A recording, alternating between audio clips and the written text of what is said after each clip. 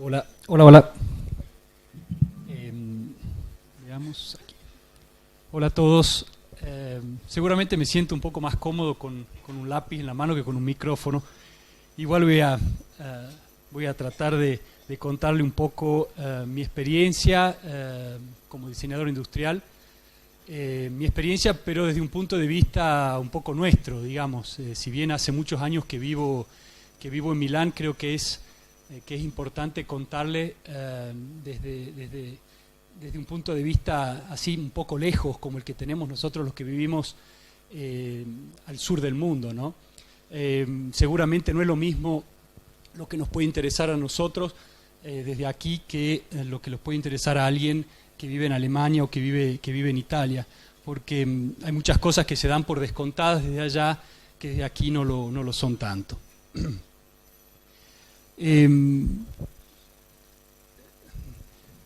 Seguramente desde acá muchas cosas parecen muy difíciles, pero creo que el común denominador que tenemos que tener acá como diseñadores es tener una fuerte pasión por lo que hacemos. Y descubrir esa pasión es una de las cosas más importantes.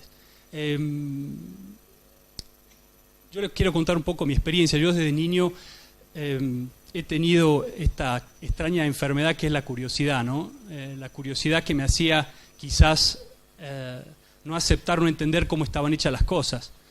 Siempre necesitaba saber cómo funcionaban mis juguetes, cómo funcionaban mis cosas, y siempre destruía todo lo que tenía a mi paso. Y trataba de inventar nuevas cosas y nuevos juguetes. Y ahí empecé a descubrir mi vocación. Acá ven quizás uno de mis primeros proyectos uno de mis primeros proyectos. Esta maquinita que ven acá atrás es una máquina a vapor que estaba en el estudio de mi padre, que mi padre no me dejaba tocar, obviamente, y me dio mi primer brief. Como yo estaba desesperado y quería hacer algo con ella, quería inventar algo con ella, me dio quizás mi primer brief y me dijo: vos podés hacer lo que quieras siempre y cuando no las destruyas, siempre y cuando no las toques.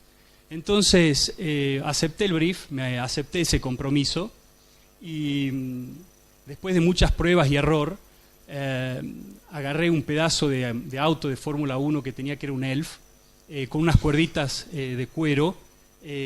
Logré hacer que este motorcito, que si le ponías agua bajo un calentadorcito, después de un poco de minutos empezaba a mover un pistón, logré hacer que este vehículo se mueva, ¿no? Y se mueva un poquitito.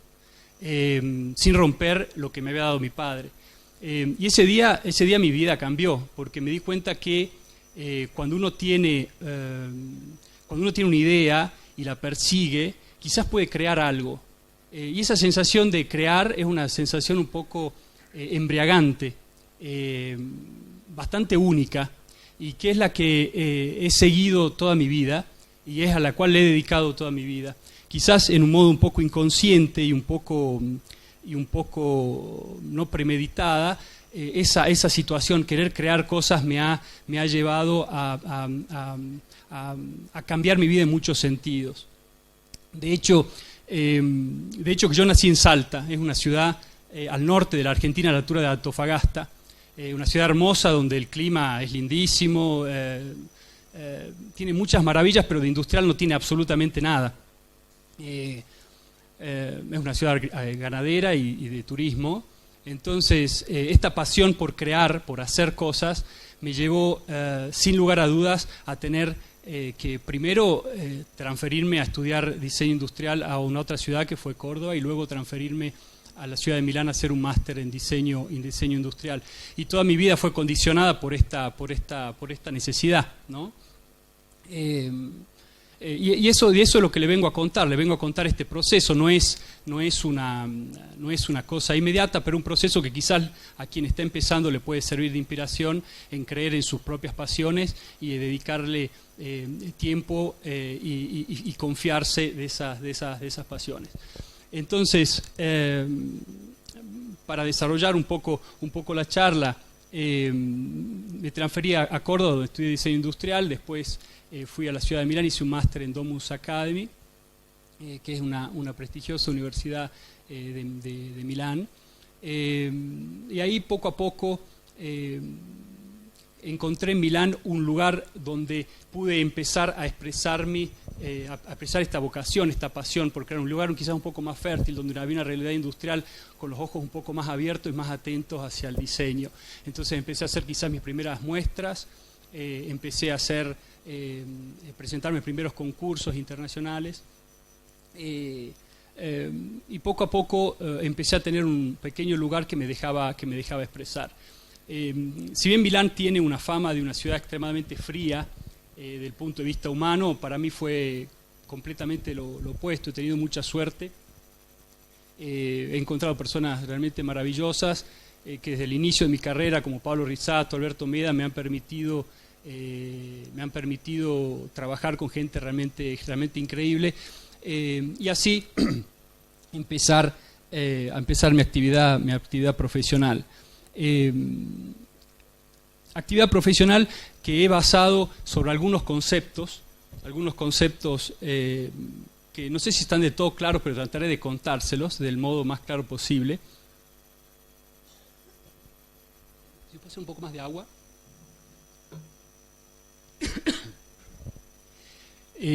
A los cuales creo profundamente.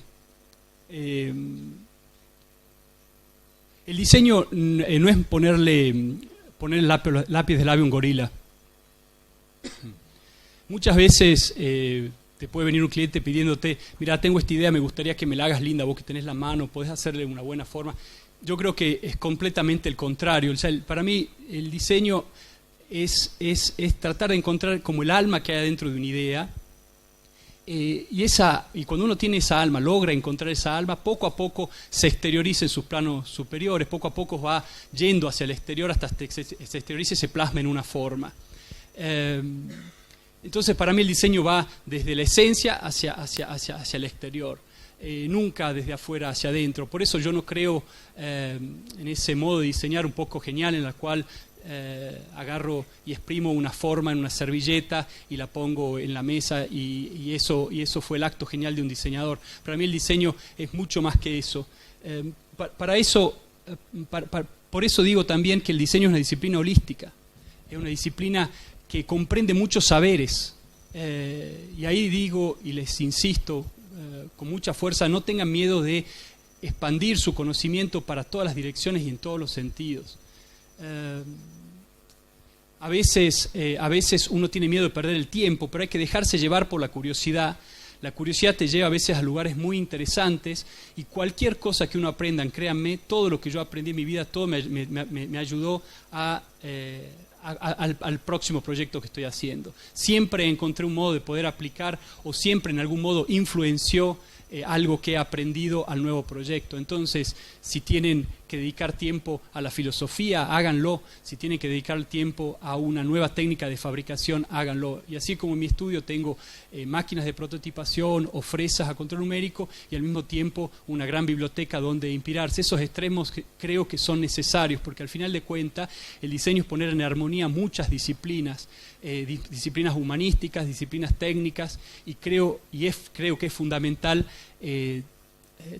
poder conocerlas a fondo para tener la capacidad de proyectarlas y diseñarlas todas juntas. El diseño seguramente es un proceso heurístico, en eso creo profundamente. Mis proyectos generalmente llevan 1 año, 2 años. Nunca empiezo con una forma preconcebida, es un proceso de construcción a través de una idea.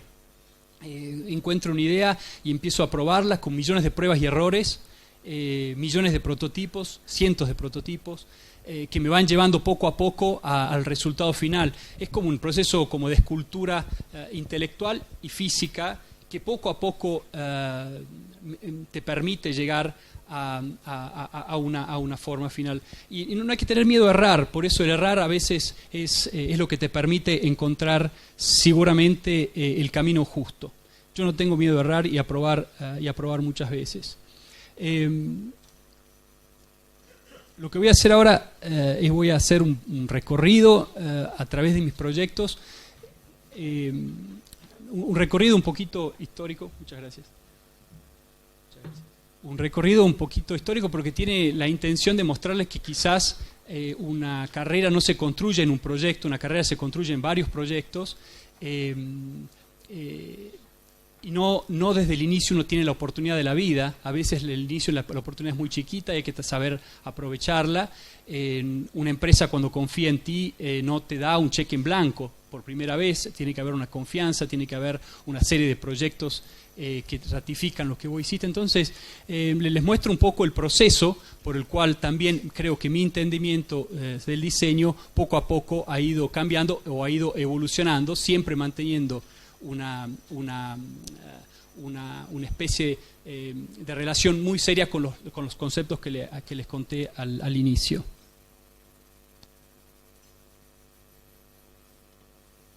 Como les decía, después de hacer mis primeras muestras, mis primeras exhibiciones, tuve la oportunidad de empezar a trabajar con una gran empresa italiana que se llama Adriade, que fue muy famosa en la década de los 90. En los principios de los 2000, cuando trabajaba Philip Stark, Ronald Rudd y muchos de los grandes diseñadores, y tuve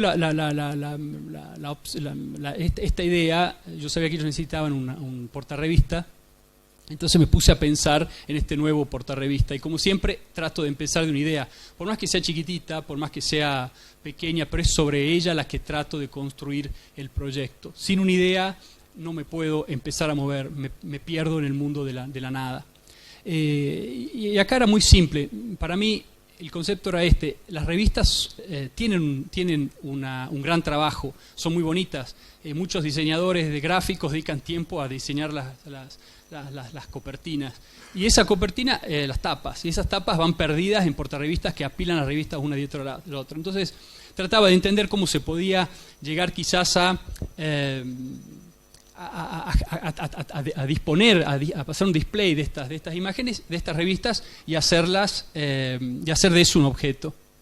Entonces me vino esta idea muy simple, que es, si yo tengo una serie de conos, ¿se ve el mouse? No.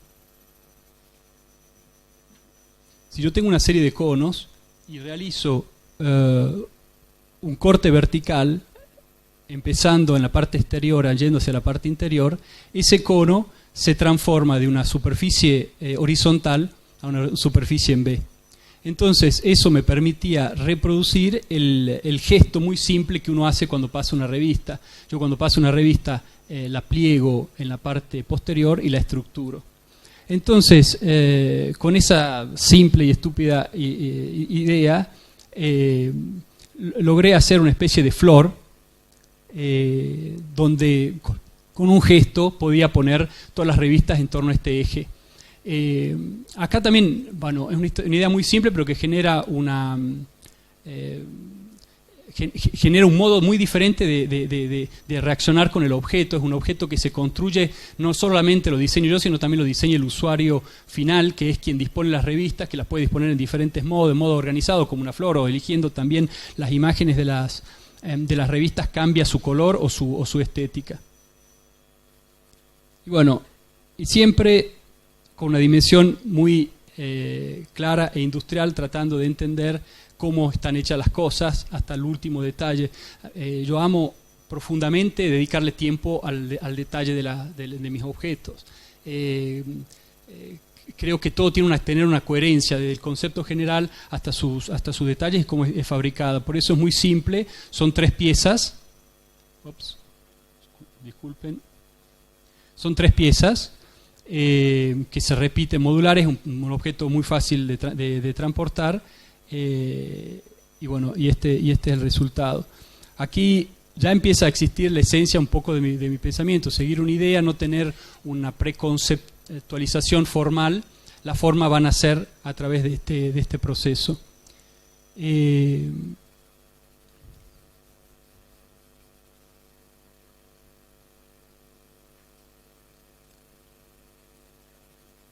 Y así, poco a poco, primero primero Dríade, después Danese, con este proyecto que es muy simple. A veces las ideas no son gigantes, a veces son pequeñas, a veces son pequeños experimentos tecnológicos.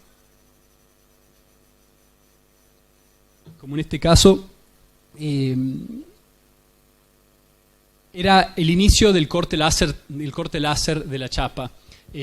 Al principio, muchas de mis inspiraciones son técnicas, o sea, tratar de entender una tecnología y a tratar de encontrar una estética que puede producir una tecnología. Entonces, había empezado a aparecer el corte láser y la pliega automática de chapa. Tenía que hacer esta mesa para una empresa que tenía muy baja serie de producción. Entonces no podía utilizar técnicas de fabricación que son muy costosas, como inyecciones de aluminio o otro tipo de técnica que requería una inversión muy grande inicial. Entonces, descubriendo que en ese momento el corte de chapa estaba apareciendo, que era una técnica extremadamente flexible de fabricación de muy bajo costo de inversión, empecé a investigar cómo podía ser una mesa que pareciera completamente industrial con esta tecnología que era concebida al momento bastante pobre. Entonces, con las mismas lógicas que las que se hace un vehículo, hice una estructura cerrada, soldada a punto, en la cual di una estructura muy, muy resistente, estudiando cada uno de los detalles. Cada uno de los detalles a veces puede llevar semanas o por qué no, a veces meses. En particular, esta pasta que ven aquí, que era para poder hacer la mesa desmontable, que se desliza adentro de esta forma acuña, y con dos tornillos se termina de trabar. Cuando presenté la idea a la empresa, el ingeniero de la empresa dice: me es imposible, con una chapa de 1 milímetro 3 vos no vas a poder hacer una mesa que no se mueva, la chapa es elástica por naturaleza. Ese es otro común denominador. Yo creo que cada vez que ustedes quieran hacer algo que tiene algún grado de novedad para el momento que lo están haciendo, la primera palabra que van a encontrar va a ser: no se puede. Y hay que ser cabezón y hay que tener mucho coraje, estar convencido y probar, porque a veces no se puede, muchas veces no se puede, se transforma en se puede porque uno lo hizo, ¿no? ¿Y por qué muestro este proyecto? No porque me parezca particularmente innovador, sino porque fue como le estaba diciendo antes, fue el pie para seguir creciendo en mi carrera, en el sentido...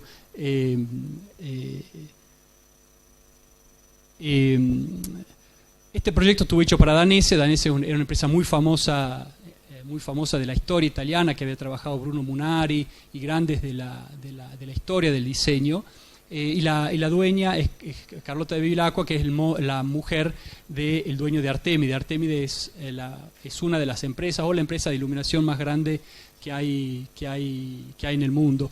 Y así es como, por ese proyecto, por la dificultad técnica que tenía y por el resultado, el dueño de Artemide recibe una llamada un día a la mañana para decir: Ernesto Gismondi se llama, es un mito del mundo del diseño. Me dice: me dijeron que usted me puede resolver este problema, tengo un proyecto para hacer, ¿por qué no viene a hablar con nosotros? Yo ese día casi me muero y fui. Y empezamos a trabajar en este proyecto. Ellos habían empezado a desarrollar una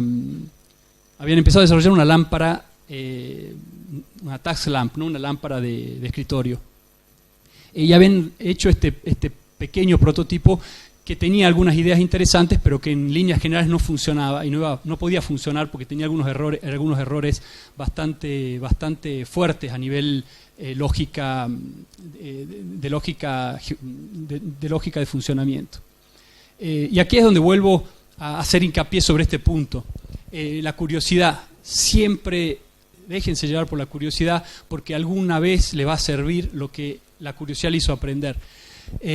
A mí siempre me fascinó el mundo de los robots, como muchos otros mundos, pero el mundo de los robots es realmente increíble, las lógicas que hay en los movimientos, cómo hacen para mover manos o dedos o formas antropomórficas con actuadores o con correas, y de ese mundo es donde logro rescatar la lógica de las correas dentadas y las correas dentadas con sus poleas. Y de ese modo empiezo a hacer un nuevo prototipo de esa lámpara donde revoluciono el mecanismo, porque en vez de usar un paralelogramo, que es el sistema clásico con el cual se sostiene el segundo brazo de todas las lámparas de escritorio, generalmente necesitan generar una resistencia para hacer que la cabeza de la lámpara quede en su lugar y no se caiga. Para hacer eso, muchas lámparas usan un paralelogramo con un resorte. El proyecto inicial que me había dado Artemide usaba esa lógica. Usaba esa lógica que no funcionaba. En cambio, yo revoluciono el concepto usando esta correa dentada que pueden ver, este primer prototipo que había hecho con los Legos, y lo llevo completamente a una otra dirección, sin paralelogramo, con una correa dentada que movía toda la resistencia a un solo centro, que ahora se lo voy a mostrar. Y al mismo tiempo, cuando uno encuentra una idea que a veces es técnica, que puede parecer solo técnica, en el fondo siempre hay una ricerca, se dice en italiano, una investigación, una búsqueda de poesía y una búsqueda del carácter estético, de la belleza del objeto. Una de las cosas más interesantes que he aprendido en Italia, o algo que a mí Italia me ha dejado en mi formación, es no tener miedo de hablar de belleza. En la formación argentina, que quizás es extremadamente racionalista o modernista, la belleza se concibe como algo completamente subjetivo. Es verdad, es subjetivo, pero nosotros trabajamos con belleza, tenemos que buscar la belleza, y la belleza es quizás uno de los instrumentos más poderosos que tenemos para poder hacerle entender a la gente nuestros nuevos caminos y nuestras nuevas invenciones, porque la belleza te tranquiliza, la belleza te hace querer ese objeto, la belleza te hace comprenderlo, y de ese modo podemos ir poniendo nuestros pequeños pasos hacia el futuro, nuestras pequeñas innovaciones. Entonces usé ese elemento, digamos, que era extremadamente técnico, como para darle un carácter a este objeto estéticamente. Déjeme acá explicarle un poquito, a ver. Entonces, denme un segundito. Entonces, básicamente, yo acá no tengo ningún paralelogramo, tengo una correa, no tengo un mouse, el mouse no se ve, ¿no? Yo estoy señalando aquí, ustedes no me ven. A ver. Okay. Ahora sí. Básicamente, no tengo el paralelogramo, tengo una correa dentada que se ve y que lleva todo el movimiento, toda la resistencia a este cuerpo central. Este cuerpo central tiene todas las fricciones que hacen posible que esta cabeza se quede en su posición, ¿sí? Al final de cuentas, generaba un movimiento extremadamente orgánico, antropomórfico, muy parecido a los movimientos de los robots, ¿no? En esa búsqueda de poesía, que no solamente a veces es una poesía estática, sino también de movimiento. Fue un proyecto dificilísimo que llevó casi un año de trabajo,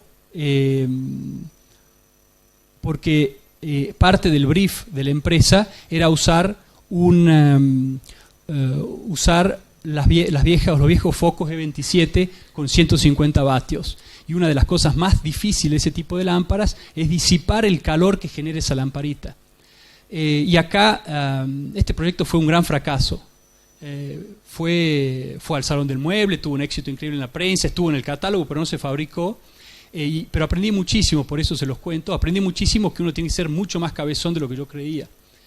Porque este proyecto nació entre medio de los LED y las lámparas incandescentes. O sea, cuando estaban los foquitos y se estaba empezando a hablar de los LED. Y para mi visión era necesario empezar a pensar una lámpara a LED, no una lámpara incandescente. Pero no le iba a discutir yo a Ernesto Gismondi, que era un padre de la iluminación. Entonces seguramente dije, bueno, si usted dice que es así, lo hice así. ¿Qué pasó? Un año de trabajo, un año de desarrollo, llegamos al punto en el cual tenían que se invertir para todas estas cantidades de piezas, etcétera, y el tiempo que iba a haber para amortizar esos costos no iba a funcionar. Entonces el proyecto no se hizo. Fue una buena puerta, una porta in faccia, como se dice en italiano, una puerta en la cara. pero aprendí mucho y ese día me comprometí quizás cuando no estoy seguro en algo, no estoy realmente seguro que lo que estoy haciendo no es correcto, no dejarme llevar, no importa quién sea quien tenga delante, tengo que necesitar en algún modo encontrar el equilibrio de entender que lo que me está diciendo la persona que está delante tiene razón. O sea, no confío en dogmas o en actos de fe, sino si usted lo que me está diciendo es realmente mejor de lo que yo estoy pensando, voy por donde usted me dice, pero tenemos que estar de acuerdo. Segundo. Y así nació quizás uno de los proyectos que más satisfacciones me dio,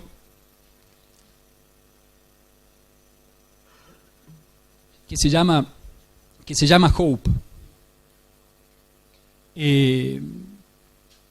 A ver que pongo un poco en contexto. El proyecto anterior se hizo para Artemide, que es una de las empresas más grandes que hace iluminación en Milán.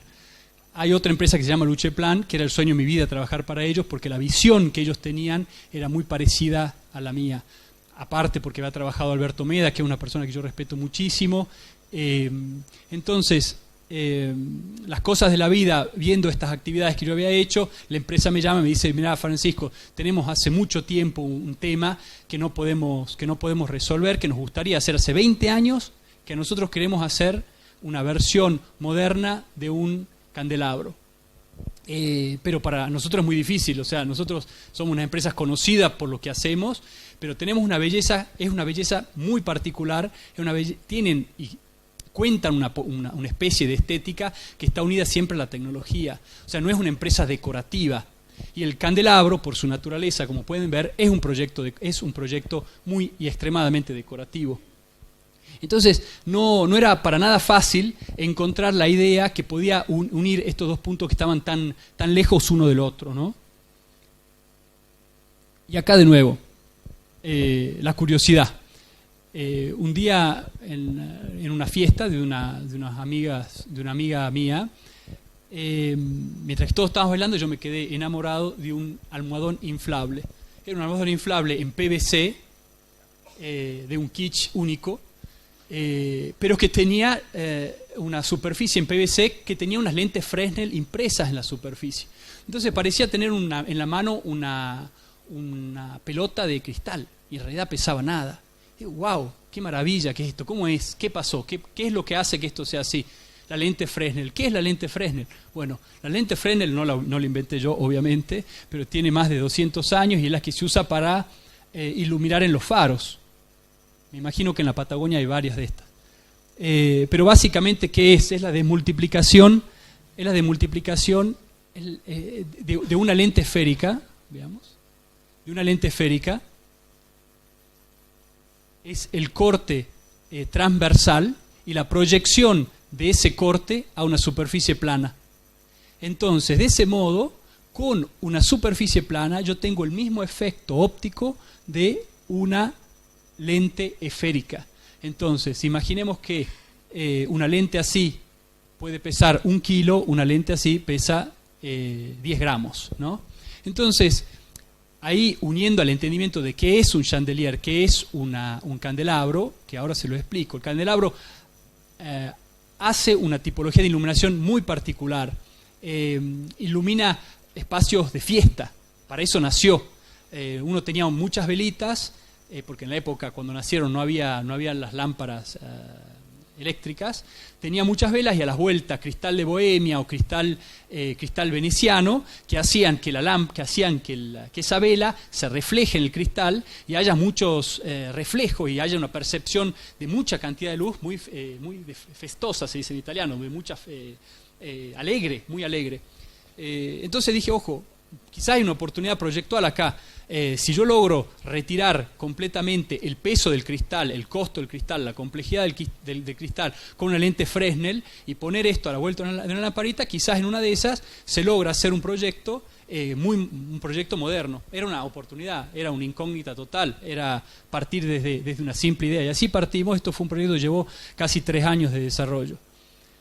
Como siempre, heurísticamente, tiene una primera propuesta. Digo, bueno, vamos a tratar de imprimir una lente Fresnel en un módulo único que después pondremos a la vuelta de la a la vuelta de un foco, y de ese modo quizás tenemos un nuevo candelabro. El proyecto no era para nada fácil. Voy a tratar de hacérselas cortas porque esto puede llevar mucho tiempo, este proyecto, contarla.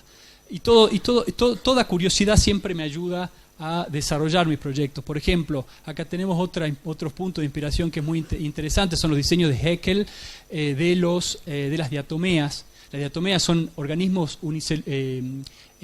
microscópicos, unicelulares, que tienen estructuras geométricas maravillosas, únicas, que a mí me sirven de inspiración, pero no inspiración formal, porque no es eso lo que me inspira, sino las lógicas que las diatomeas tienen para generar sus formas. Y así fue como logré de alguna diatomea las lógicas de capas, porque los primeros proyectos de la lámpara eran como una especie de pelota de cristal, ¿no? Los primeros conceptos. Luego de algunos entendimientos y algunas pruebas, logramos hacer esta estructura que ven acá, que estaba hecha con chapa plegada, cosa que me había servido de las experiencias que había tenido anteriormente trabajando con chapa plegada.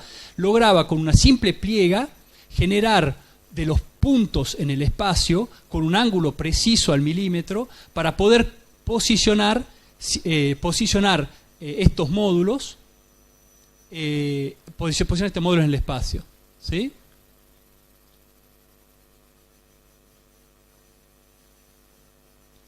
Bueno, después de un año de desarrollo, mi primer proyecto con la empresa que era el sueño de mi vida trabajar, la oficina técnica de la empresa logra hacer este prototipo, seguramente seguido por parte nuestra y por parte mía, o sea que había sido un trabajo un poco coordinado. Y por haber tratado de hacer el módulo por inyección y por los límites técnicos de la inyección de plástico, no se podían hacer los lentes Fresnel más grandes de esta dimensión. Entonces había tenido que repetirlo generando este pattern bastante pesado. Cada módulo era extremadamente grande, imposible de transportar en el packaging. La cuestión es que un viernes nos presentan este prototipo, nos dicen, miren, el lunes tenemos que lanzar los moldes para entrar en producción, si no, no llegamos al Salón del Mueble. El Salón del Mueble, para entenderse, es con lo cual empieza y termina el año, es el momento más importante en el año en Milán, y todos trabajamos con respecto a eso. Y la empresa, como estaba en un año un poco difícil, había decidido solamente hacer este proyecto.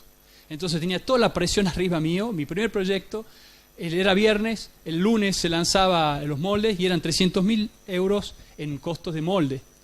Yo obviamente ese fin de semana no dormí, ¿no? Como pueden imaginarse, porque esto no me gustaba, como no les debe gustar a ustedes tampoco. Entonces no estaba muy lejos de esa sensación con la cual me había movido a hacer el proyecto, hacer una forma extremadamente etérea, liviana, que mágicamente era de cristal, cuando en realidad parecía casi un ala de una mariposa, ¿no? Entonces volví a mi laboratorio, a mi taller, con mis maquinitas y esto, volví al concepto inicial, desarmé completamente lo que se había hecho en la oficina técnica, en el sentido que encontré otro concepto para producir esto, un brazo por inyección de plástico, dos piezas producidas como se hacen los discos de vinil. No sé si ustedes tienen en mente o se recuerdan los discos de vinil, se hacen con una técnica que es maravillosa, que es esta: se hacen unos moldes muy grandes, abiertos, con tornos de altísima precisión, donde se tornea el sonido aquí. Tiene una capacidad de presión tan grande que se puede tornear las vibraciones de la música. Entonces, con la misma técnica, logramos fabricar esos módulos que al final de cuentas hicieron a este primer prototipo. Discúlpeme. El primer prototipo, estas partes de acá en realidad eran piezas que habías conseguido estándar, ¿no? No eran las piezas definitivas, pero volvía a esa técnica que le había contado anteriormente. Teníamos estos módulos que eran impresos, digamos, inyección de plástico. Y ahí dije, por favor, paren lo que estamos haciendo, no podemos lanzar ese producto al mercado.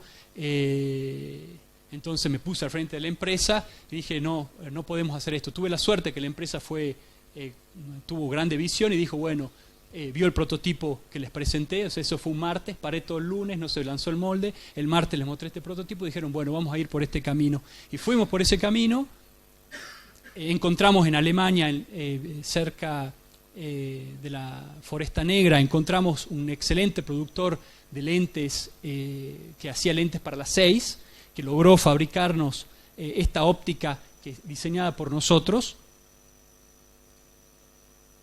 Y así logramos cambiar el proyecto, que era extremadamente fácil de montar, que tenía todas unas lógicas muy interesantes. Y así logramos poner en producción todo un sistema de lámparas que se llama Hope. Hope se presentó en el 2009, ganó el Red Dot Award, ganó el Compaso de Oro, que era un poco el sueño de mi vida. Y es un éxito comercial muy grande y también un éxito de prensa muy grande. Y acá voy a eso. A veces, en ese momento, cuando era viernes y tenía que decidir si arriesgar que el proyecto no se hiciera o aceptar que era eso y que no iba a ser otra cosa, ese día me acordé de lo que me había pasado en el proyecto anterior, ese fracaso tan grande, y de ese modo dije, no, otra vez no. Y me ayudó a hacer ese paso adelante, ese pequeño paso adelante, que si no, todo hubiera sido muy diferente, ¿no? Bueno.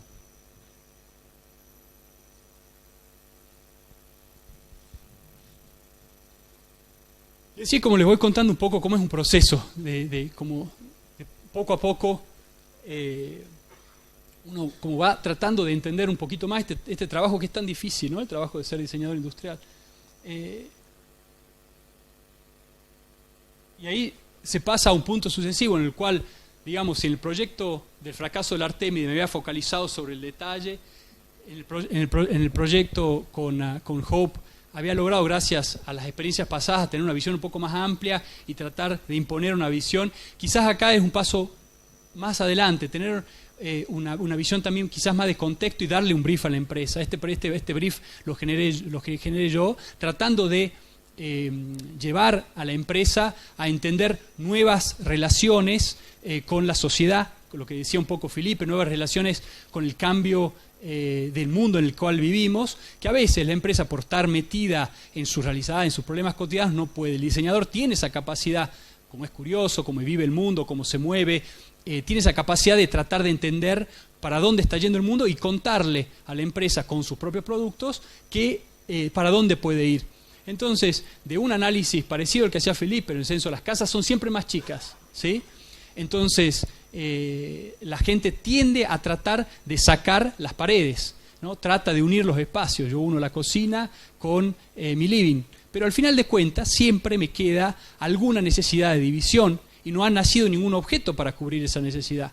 O sea, yo saco la pared, pero de todas formas algo me gustaría poner. Entonces, ahí veía una nueva oportunidad proyectual. Hacer una trama que, gracias a la introducción del LED, lograra dividir el espacio al mismo tiempo que ser iluminada. Y con este único módulo, con esta única pieza, que está hecha de esta forma trilobata, a tres lembos, a tres partes, que es la misma que se gira a 60 grados y se encastra en ella misma, genera un módulo que tiene dos partes, una parte estructural y una parte de gestión de la luz, en el sentido que es un módulo que proyecta con 3 LED a ver, de vuelta con esto, discúlpenme, le digo que soy más práctico con lápiz que con el micrófono. El LED proyecta la luz en el brazo de su gemelo, digamos, y esa luz se refleja en el ambiente, entra en el ambiente en un modo muy dócil, digamos así. Entonces, la idea era hacer este único módulo, que ven acá cómo refleja la luz, este único módulo que es lo mismo que se conecta a 60 grados, y entre ellos se van conectando para hacer divisores de espacio, que al final de cuentas son así.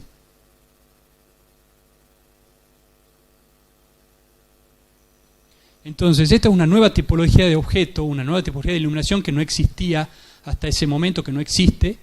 Es uno de los únicos productos en el mercado que hace este tipo de funciones.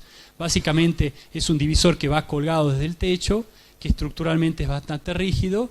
Con este mismo módulo que conectados entre sí, uno puede generar superficies divisorias que producen luz que puede cambiar de color, ¿no? Bueno, esa fue la idea. El trabajo de desarrollo fue también eterno. Fueron 2 años y medio de trabajo, porque era muy difícil generar la unión entre los módulos por donde se pasaba la electricidad, por donde se pasaba la señal para elegir el color de los LED y donde se podía tener estructura. Yo no sé si me voy a veces mucho en los detalles técnicos, pero yo creo que puede ser interesante. Bueno, uno dice, bueno, es una unión entre tres. Era imposible.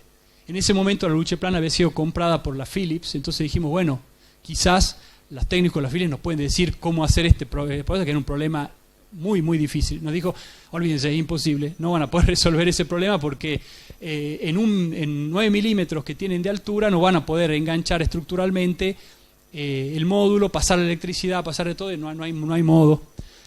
Pero no contaban con con técnicas italianas de cortar el salame a 45 grados. Porque si uno cortaba esos 9 milímetros a 45 grados, lo que era 9 milímetros se transformaba en 25.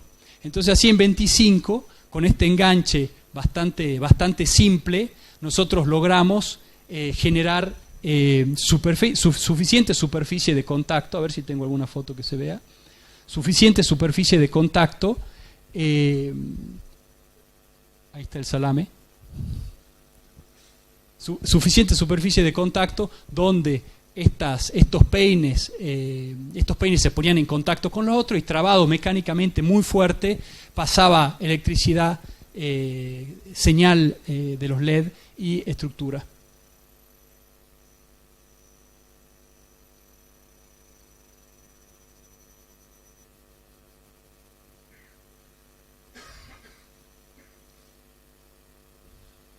Y así voy a ir adelante contando algunos proyectos que tratan de tener esta proposición hacia un futuro, ¿no?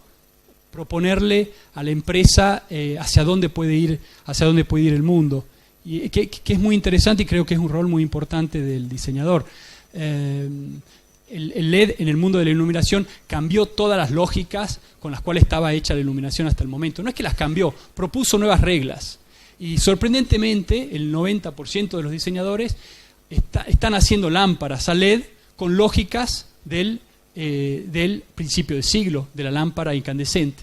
Es una cosa que realmente es difícil de explicar. Es como cuando nacieron los primeros vehículos, los primeros autos, y que tenían formas de carrozas, ¿no? Entonces, uno va a ver una lámpara exactamente igual a la incandescente con LED adentro, cuando el LED en realidad permite reinterpretar completamente el modo en el cual uno puede iluminar. Y este es un objeto quizás los cuales puede estar mucho más cerca que otros de los míos del brief del concurso. ¿Por qué? Acá, básicamente, ¿qué es lo que hice? Traté de, digamos, la lámpara incandescente, la lámpara normal, el foquito normal, genera luz a 360 grados en un solo cuerpo. Generalmente era un solo cuerpo muy iluminado que yo, el diseñador en la historia, gestionaba esa luz con difusores, con pantallas, con parábolas. De algún modo gestionaba esa luz y la direccionaba donde quería, la hacía agradable a ver, avallante. ¿Cómo se dice avallante? Que no te encandile, eso. Hacía que no se encandile. Entonces, en cambio, mi intención en toda la investigación que hice con los LED y todos los proyectos que yo hice con los LED es de encontrar nuevos modos de iluminar. Entonces, para mí el desafío era descomponer esa fuente de luz que era única, visto que el LED es tan pequeño, poder descomponer eso en el espacio. Y así lo hice, lo descompuse en el espacio y lo volví a reorganizar con las lógicas de Fibonacci, con las cuales pone las semillas en las plantas, los ojos de las colas del pavo real. Hay muchísimas lógicas en la naturaleza muy bellas en las cuales la disposición en el espacio usa ciertas de las lógicas de Fibonacci. Y así es como Estos fueron unos primeros dibujos hechos a 3D. Así es como posicioné todos esos puntos LED en el espacio. Son 132 puntos LED, unidos por dos cables, 1 y 2. Uno es el positivo y otro es el negativo. Porque ya empezaba a vislumbrar una idea. O sea, la idea era dividir la luz en el espacio y darle inteligencia e independencia a cada uno de esos puntos LED. Yo me imaginaba poder hacer quizás la primer lámpara que tenga la capacidad de iluminar en modo diferente el espacio a 360 grados. Para ir a palabras simples. Yo me imaginaba una lámpara que pueda decidir, yo quiero alumbrar a la derecha, alumbro a la derecha, quiero alumbrar a la izquierda, o quiero ir para abajo, alumbro para abajo. Y eso no era posible hasta antes de los LED. Entonces, dividiendo los LED en el espacio, usando esta lógica de positivo y negativo, me imaginé que quizás si yo desde acá arriba prendía positivo y negativo, iba a poder prender un LED independientemente.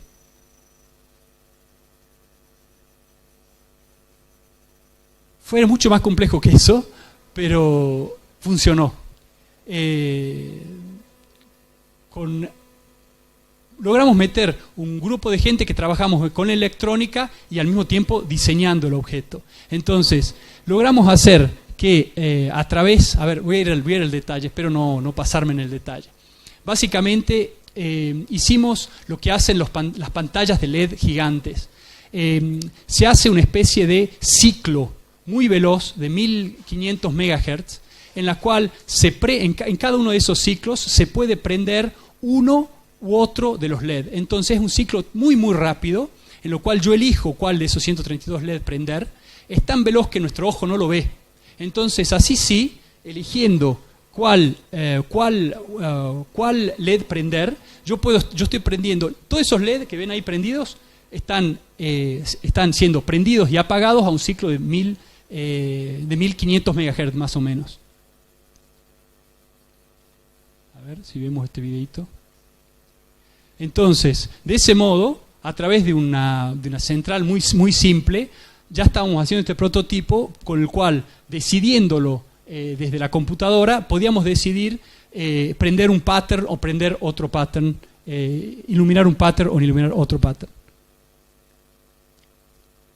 De ese modo logramos hacerlo técnicamente posible, porque podía ser muy costoso. En cambio, de ese modo, esta parte, que es la parte que ilumina, que son los LED, es una parte muy tonta. Son simplemente dos LED con un circuito sin ningún tipo de procesador, sin ningún tipo de inteligencia. La inteligencia se encuentra arriba, que es la que da o no electricidad a los cables con este ciclo que les decía en anterioridad.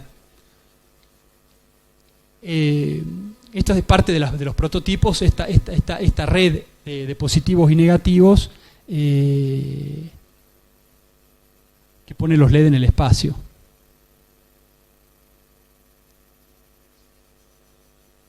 Y aquí está Mesh, que puede prender para arriba, puede prender para abajo, o elegir una cara u otra cara. Y acá vamos a los modos de vida. Imaginemos lo mismo.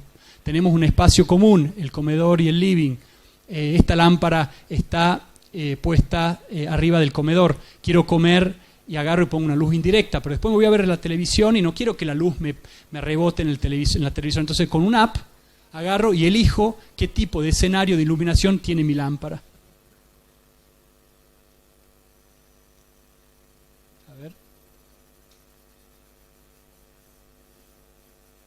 Entonces este resultado final sí fue presentado al Salón del Mueble de unos años atrás.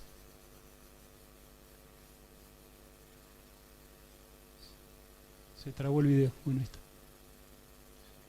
A ver si lo pasa mejor ahí.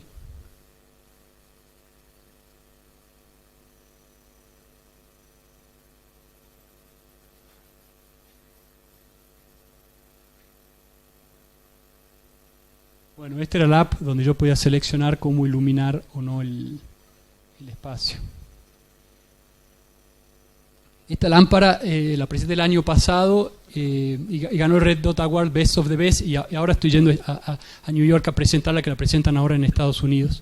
Y es una lámpara conectada, o sea, una lámpara que ahora en el futuro, las próximas versiones, va a estar conectada a Internet. Y esto es una cosa bastante interesante porque lo que es, a ver, un segundo que le pongo la imagen, lo que es una... al ser un display tridimensional, vamos a poder, digamos, gestionar esa luz también a distancia, porque la parte central que va a ser conectada con el celular va a poder ser conectada a distancia, puesta en contacto con algunas aplicaciones. Por ejemplo, no sé si ustedes conocen, hay un programa que se llama If and That, en el cual conecta las informaciones que uno tiene online con objetos de Internet of Things. Por ejemplo, si yo tengo esta lámpara que permite estas funciones, yo pongo parte del código sorgente de esta lámpara, lo pongo a disposición. Entonces yo podría, por ejemplo, si mi amigo tal en Facebook se conecta, préndame ese foquito, ¿sí?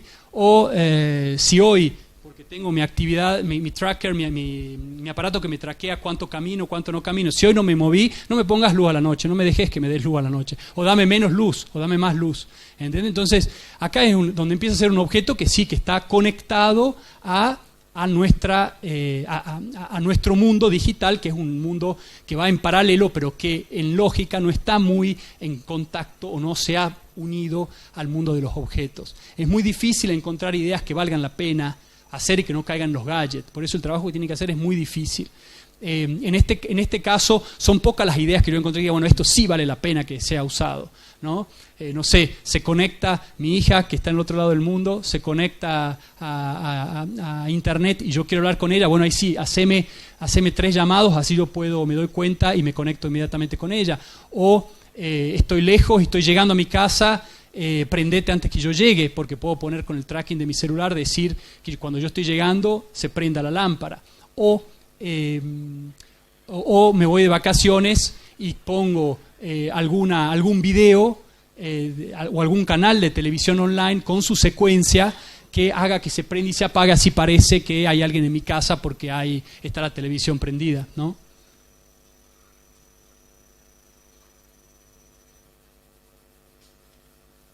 Otros proyectos que tratan de ver para dónde va el mundo. Esta es una empresa muy nueva danesa que se llama iStep, de un muy querido amigo mío.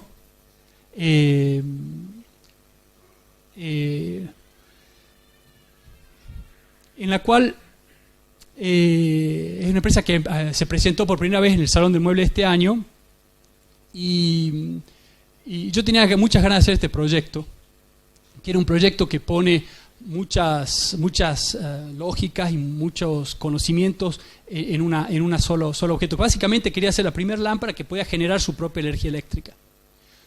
Hoy es posible, de nuevo gracias al LED, porque la tecnología Peltier, que es la que uso para generar electricidad, que ahora se las voy a contar, es viejísima, pero el LED consume muy poca energía.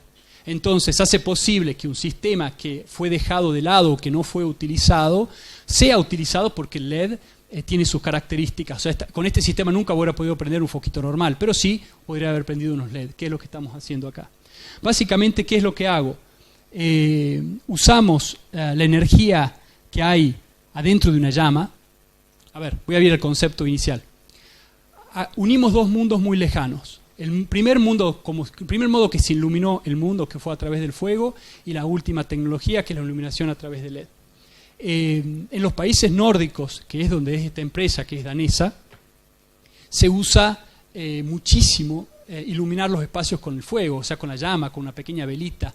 No hay restaurante que ustedes no vayan a la noche que no está iluminado también con estas velas. Entonces es en su cultura, de hecho que tiene una palabra que se llama hukli, que es un ambiente que te acoge. Entonces el fuego es un elemento importante en la cultura danesa. Ese fuego produce un poco de luz, pero el 90% de la energía de ese fuego se va para el ambiente. O sea, es energía calórica que nadie la utiliza. Entonces ahí dije, bueno, ¿por qué no utilizar esa energía? ¿Por qué no utilizar esa energía? Bueno, esto es uno de los prototipos finales, pero es de todas formas interesante verlo porque les quiero explicar. ¿Cómo utilicé esa energía? Ustedes ven acá adentro es un Peltier. un Peltier es como una especie de pequeño chip que se usa generalmente en modo inverso. Se usa en las heladeras de los autos. Ustedes vieron esas heladeras de los autos que se enchufa con el cablecito al encendedor.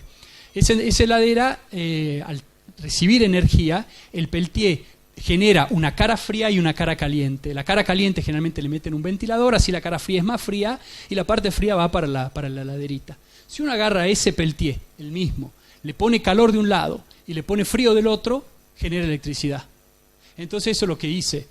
Acá está la llama, acá hay un colector de calor que le lleva la energía, la energía calórica al Peltier, a la superficie superior del Peltier, y acá un grandísimo disipador de aluminio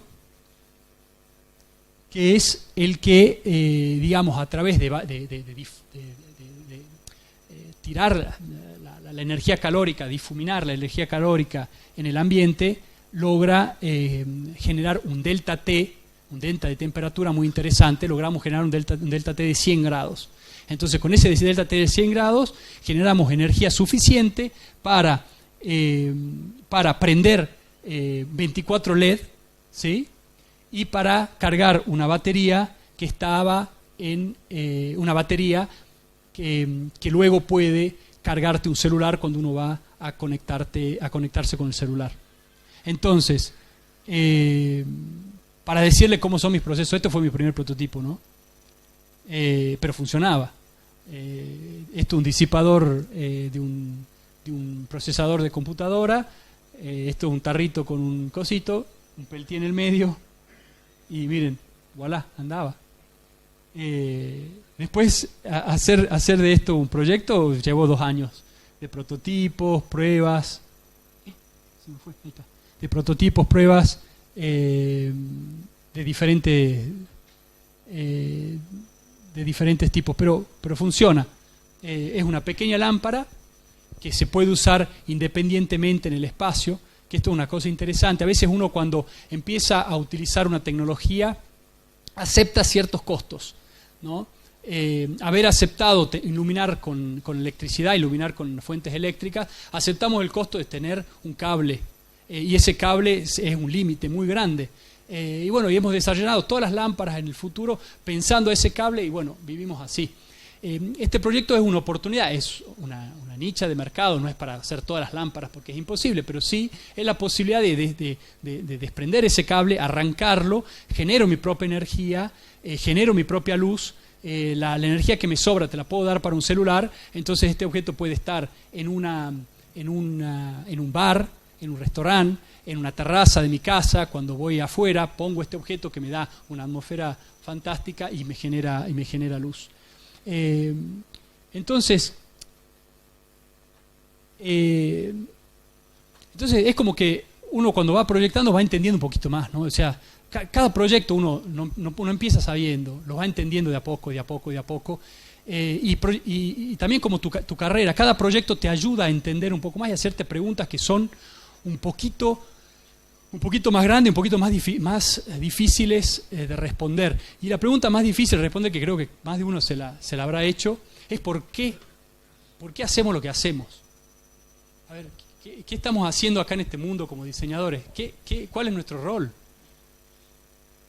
Es una pregunta muy difícil de hacerse, y que yo me la hice muchas veces, y muchas veces me las tuve que callar, porque me divierte tanto hacer mi trabajo que no necesito un sentido. Pero a veces uno cree que está ahí para cambiar el mundo, pero en realidad hacemos una silla, una lámpara. Entonces hay una contradicción muy grande, que es un debate filosófico interno que es interesante de responderse. Y yo hace poco descubrí una respuesta que a mí me dio un poco de serenidad, que espero compartirlas con ustedes y que les sirva. Y la respuesta viene de un loco que yo aprecio mucho, que es Steve Jobs, que dice una cosa muy sabia. Nosotros vivimos en un mundo en el cual no inventamos nada. O sea, nosotros somos parte de una especie, y cualquier persona creativa tiene que agradecer a esa especie todo lo que nos da. O sea, yo ahora me estoy comunicando con un lenguaje que no inventé. Las palabras que yo estoy diciendo, bueno, son mías, pero no las inventé. Alguien la inventó antes que mí. Estoy vestido en un modo que yo no inventé. yo como lo que no inventé, me muevo con lo que no inventé. Lo inventó alguien de mi especie. Entonces todas las personas creativas, todos los diseñadores, todos los arquitectos, lo que realmente nos tiene que mover es poder darle a ese mundo un pequeño paso más adelante, dar al mundo esa pequeña nueva idea. Nunca va a ser revolucionario, si lo es, bienvenida sea, pero no importa. Importa tener esa necesidad de llevar el conocido un poquito más allá. Y esa es la energía que particularmente mueve mi trabajo y con el cual trato de medirlo. Es una vara bastante complicada, pero es con la vara con la cual mido mi trabajo, y ahí es donde les voy a contar de otros dos proyectos que en ese sentido, me han dado mucha satisfacción. Discúlpenme.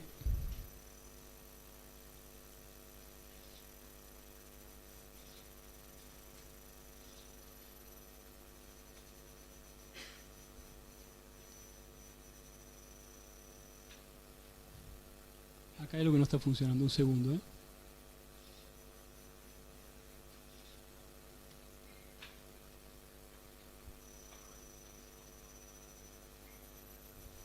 Se tildó todo acá.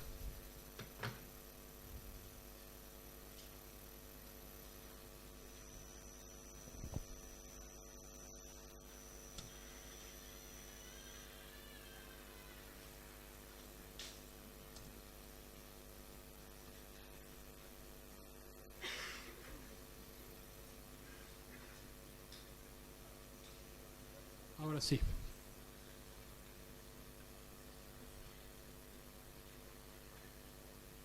Ahora sí, disculpe. Son dos proyectos, digamos, esa intención está siempre en cada uno de los proyectos. También en una silla uno puede encontrar un nuevo lenguaje, puede encontrar una nueva tecnología y aportar algo, porque si no nos seguiríamos sentando en las piedras. Entonces, esa propensión a tratar de llevar el conocimiento propio un poquito más allá y tratar de aportar algo, para mí es lo que transforma cualquier obra en arte, y es lo que uno tiene que tratar de buscar. Al menos esa es mi visión. Pero hay proyectos en los cuales ese aporte es más fuerte por la necesidad en la cual nos hemos aplicado, por la temática, y es donde les voy a mostrar estos dos proyectos. Este es Solar Bottle, que es una botella solar que trata de resolver un problema. Más de 2.000 millones de personas tienen problemas con el agua. Miles de niños y miles de millones de niños mueren por el agua. Entonces, ¿cómo no poner un poco de la energía que uno pone en hacer una lámpara, en hacer una silla, no ponerla a un problema que tiene un rol mucho más grande y mucho más importante? Entonces, así nos pusimos a trabajar con mi querido amigo Alberto Meda en este proyecto, y descubrimos que hay un método muy interesante para purificar el agua que se llama SODIS, que es poner las botellas de PET, las botellas que nosotros usamos para el agua mineral, ponerlas al sol por 3 horas. El PET, al ser transparente para los rayos UV, hace que los rayos UV pasen a través de la botella y agarren los gérmenes patógenos y destruyan la pared superior del germen patógeno, matándolo. Entonces, con 3 horas de estar al sol, básicamente vas a tener el 99% de los gérmenes muertos en el agua, sin necesidad de hervir el agua. Lo mismo podrías hacer hirviendo el agua, pero así hay muchísimas comunidades que terminan desboscando o usando energías como la madera para hervir el agua y poder tomarla. En cambio, de este modo, es un método extremadamente ecológico y simple. Y decidimos hacer una botella dedicada a este método, específicamente dedicada a este método. Y así hicimos esta botella, que es de 4 litros, es grandísima, que es muy finita, entonces tiene un ratio, una proporción de cantidad de rayos UV recibidos por cantidad de agua muy grande, que es muy fácil de transportar, porque se apila una con la otra, porque la manija tiene una doble función que permite cargarla o que permite posicionarla en el Sol dependiendo a dónde nos encontremos en el planeta con los diferentes ángulos necesarios. Esta botella nos dio extremadamente muchísimas satisfacciones, premios internacionales, el Index Award, que es el premio más importante al mundo en términos económicos, reparte 500.000 euros en 5 categorías, la cual nosotros ganamos una.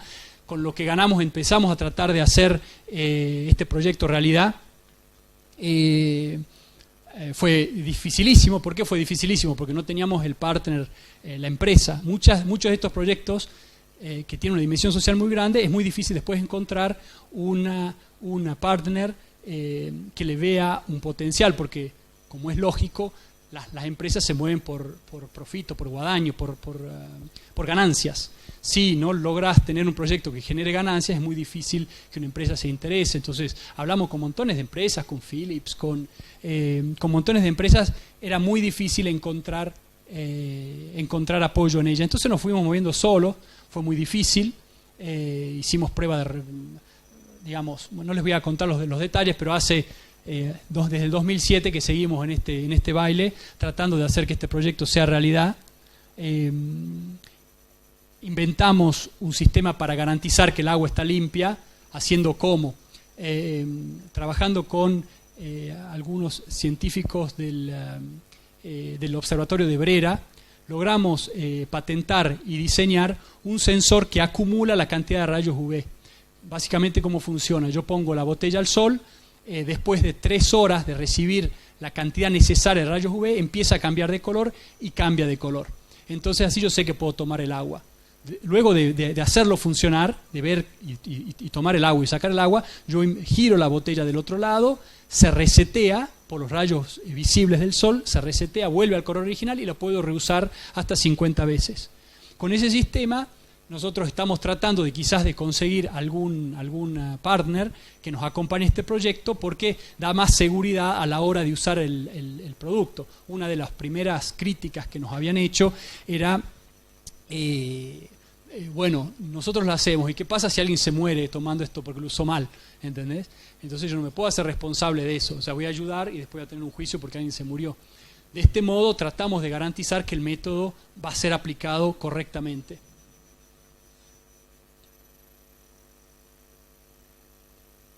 De nuevo, lo hice de nuevo. A ver.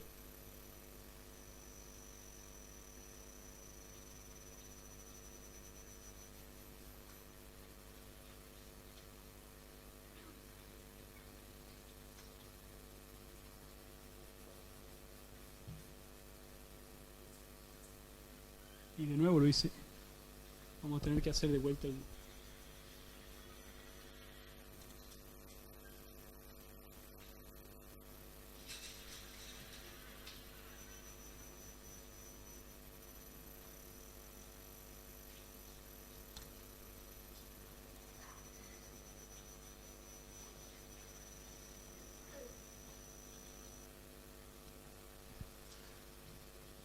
Bueno, y por último, uno de los proyectos que más, que quizás me ha dado mucha alegría, porque unió 2 partes de mi vida que son muy importantes. Primero, mi tierra natal, que creo que es algo que a usted los puede hacer sentir identificados. Mi tierra natal, Salta, que es una ciudad que está a la altura de Antofagasta, con el mundo del diseño. Yo creo que ya después una filosofía, un modo de ver las cosas puede ser aplicado en cualquier situación.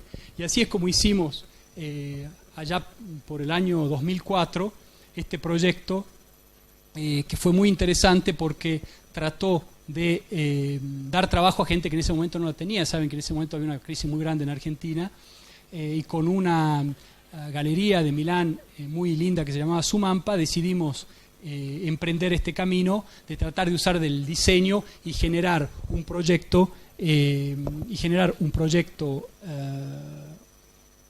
que pudiera tomar técnicas tradicionales de elaboración de cualquier técnica y hacer un objeto que sea apetible y traducido a los lenguajes contemporáneos o a los lenguajes de una sociedad europea. Y así iba a mis vacaciones, iba a Salta y trataba de encontrar tecnologías hasta que me caí en esta, que era muy interesante, que es con la cual se hacen los aperos de las sillas de montar criolla del gaucho. O sea, el apero es esa parte que están viendo ahí. Disculpen eso, está. Está hecha con madera de pacará, que es una madera muy livianita, una pequeña parte en metal, y el cuero crudo cocido arriba. Esto hace que sea extremadamente flexible esta parte y extremadamente resistente. Entonces me enamoré de este objeto que era realmente muy, muy, muy bonito, con unas costuras tradicionales muy, muy fuertes, muy, muy, muy lindas. Entonces rescaté 2 o 3 elementos: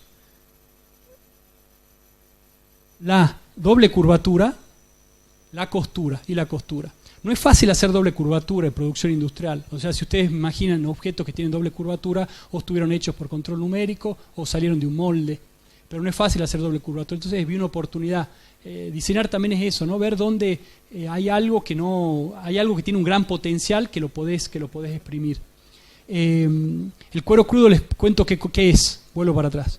El cuero crudo se saca el cuero de la vaca. O sea, nosotros, como también ustedes, comemos muchas vacas, con mucha carne.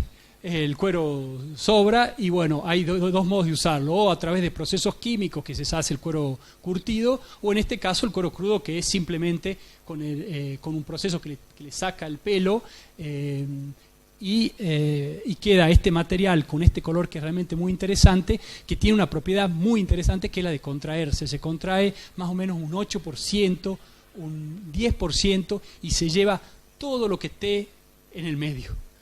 Es tan fuerte la energía que tiene en contraerse que los indios usaban te hacían una especie de vincha con el cuero crudo, te dejaban bien atado, te ponían esta vincha en la cabeza hasta que se te secaba. Cuando se secaba el cuero crudo, estabas muerto porque se te había explotado la tapa del cerebro. Entonces, cuando descubrí eso, descubrí que no tenía que ser tan cabezón, porque enfrentarme al cuero crudo no me estaba llevando a ningún buen lado. Y yo agarraba esas estructuras de madera que trataba de enfrentarme al cuero crudo, y la estructura del cuero, o se rompía la estructura de madera o se rompía el cuero crudo. Entonces dije, bueno, mejor no ser cabezón, porque los indios me lo enseñaron. Entonces dije, bueno, vamos a ir en conjunto con el movimiento del cuero crudo, nos vamos a comprimir cuando él se quiera comprimir y nos vamos a extender cuando él se quiera extender, usando los arcos. Entonces me imaginé esta estructura en acero, similar a las alas de un avión, que permitía coser el cuero crudo y que el cuero crudo iba a poder tensar. Entonces, como siempre, el proceso heurístico: por el prototipo, logré conseguir un cuero casi de un mamut. Era porque, digamos, como no sabía nada de cuero, yo digo, bueno, medí la computadora, 3,5 metros. Claro, anda a conseguir un cuero de 3,5 metros. Me iba al matadero a las 5 de la mañana hasta que conseguía: ese toro, por favor, cuídemelo al cuero, no lo rompa, lo necesito bueno. Y bueno, este fue el primero que se hizo, y el único, obviamente, en la cual descubrí todos estos errores o todas estas faltas de conocimiento propio, porque era la primera vez que hacía algo con cuero. Entonces descubrí que no podía hacer una silla con un mamut y que era muy incómoda. Entonces, porque la doble curvatura, que acá podía venir muy interesante, acá no me dejaba sentar, por más que yo me había imaginado que iba a tener otra forma. Y de ahí siempre un problema, siempre es la posibilidad de encontrar una respuesta que connota tu objeto y que le da sentido. A mí me gustan los problemas, no hay que esquivarlo, decir, bueno, eso es así. No, el problema, siempre atrás de un problema hay la posibilidad de encontrar un lenguaje, encontrar una idea, algo que te va a connotar casi en modo único lo que estás haciendo. Porque muchas veces los problemas, si no son resueltos, esa cosa no se encuentra. Y por ejemplo, una de las partes que a mi parecer era más linda de esta silla era esta parte, que una especie de peine que cosía 2 cueritos crudos chiquitos, o sea que ahí la vaquita más chiquita me funcionaba. Los cosía y los tiraba para atrás, generando una muy buena ergonomía y un detalle que era muy, muy, muy bonito. Bueno, fue una experiencia fantástica trabajar con esta gente, transformar lo que venía de una computadora a un lenguaje que era totalmente lejano a ello. Entonces un spline nuestro decir, ¿qué es lo que es? Entonces, hacer impresiones en escala 1 a 1, donde ellos podían ir plegando las piezas, una posicionadora espacial. Esto era una estructura donde él había soldado elementos que ponían los puntos en el espacio donde podía ir soldando las cosas exactamente en la misma posición de la computadora.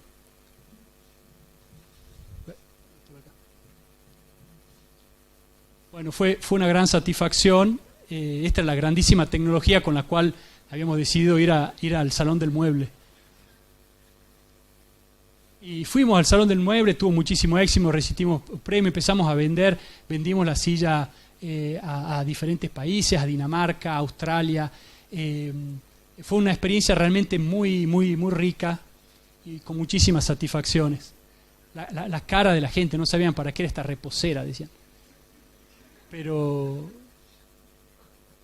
fue realmente muy lindo. Después tuve un proyecto muy grande, que no era solamente de diseño, porque ahí me había improvisado hasta productor. Entonces habíamos conseguido cartón que venía de la producción del tabaco, habíamos conseguido un modo de cortarlo industrialmente, y habíamos hecho este packaging. La silla estaba pensada para ser dividida, la parte de la pata y la parte de donde uno se apoya. Hicimos una ingeniería, digamos, de producción. La primera silla se fabricaba en 40 días. Después la fabricamos en 5 días, con algunas ideitas también que son proyectuales. Por ejemplo, el cuero crudo, que yo al principio me iba personalmente al matadero, elegía los cueros, después se tenían que trabajar, llevaba un proceso. Había logrado comprarlos en cantidad, secarlos, entonces secos y tensos se podían guardar, y cuando se los necesitaba, cuando teníamos un pedido, se metía en una pileta con alta temperatura, el cuero se ablandaba y se podía volver a usar. De ese modo reducimos muchísimo el tiempo de producción. Bueno, más o menos esos son algunos de los productos y de las historias que les quería un poquito contar. Yo creo que el tiempo que les toca vivir es uno de los tiempos más increíbles en la historia de la humanidad. La cantidad de tecnologías y la velocidad de las tecnologías les da a ustedes un rol muy importante, porque no va a haber nadie como ustedes para que las va a entender y que las va a poder proyectar. Tenemos un mundo muy, muy interesante que nos deja quizás vivir donde queramos. Ya no estamos tan lejos, nosotros que estamos acá en el sur, en el fin del mundo, no estamos tan lejos porque podemos acceder a la información en un modo que nunca fue posible. Yo me acuerdo en la universidad, yo tenía 2 revistas Domus y las giraba para la derecha y para la izquierda, y para la izquierda y para la derecha, y para la izquierda y la derecha, y esa era mi Biblia. Hoy se puede meter en todos los blogs, estar completamente al día con lo que está pasando en todo el mundo. Sean curiosos. Yo creo que el mundo está a su disposición, quizás más que nunca, y no importa dónde estén. De hecho, que yo hace ya 2 años que vivo parte de mi tiempo en Argentina porque este mundo me lo permite. Así que les deseo lo mejor en este hermoso concurso que conozco de mi época de estudiante, así que no soy tan viejo. Así que pongan mucha energía, den su curiosidad y den un lindo aporte a este mundo que nos toca vivir. Gracias.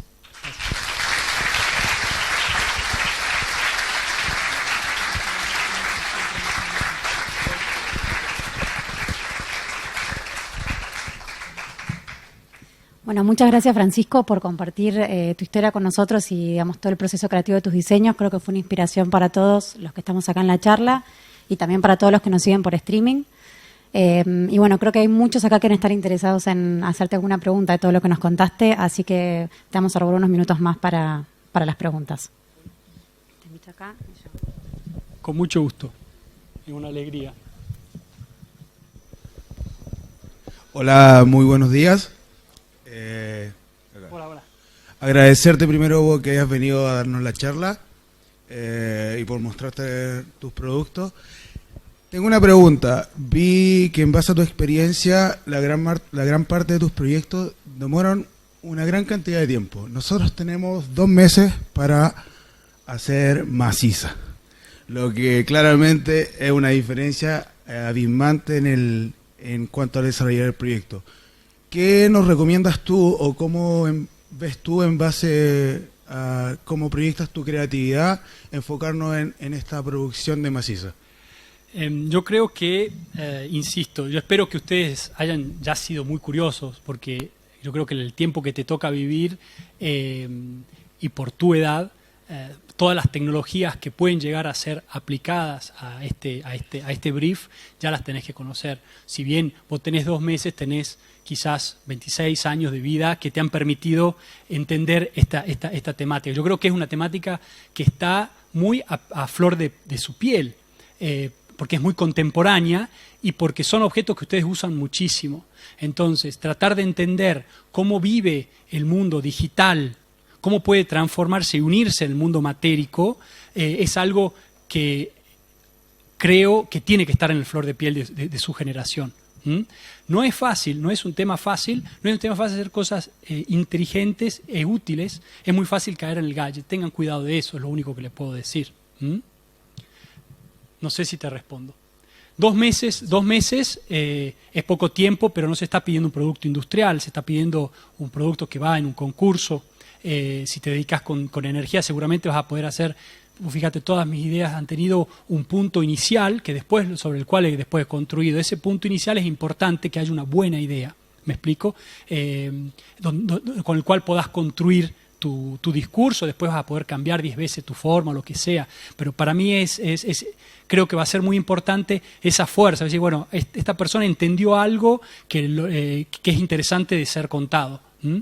No creo que después el detalle haga la diferencia en este estadio del proyecto. Gracias. De nada.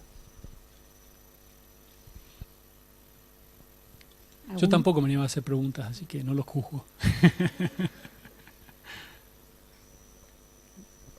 Listo. Bueno, muchas gracias a todos, a Francisco y a todos los que vinieron hoy. Los invitamos a inspirarse para el concurso de Maciza, para que lleven el diseño a lo más alto, como dijo Felipe, y para que participen en esta edición del concurso.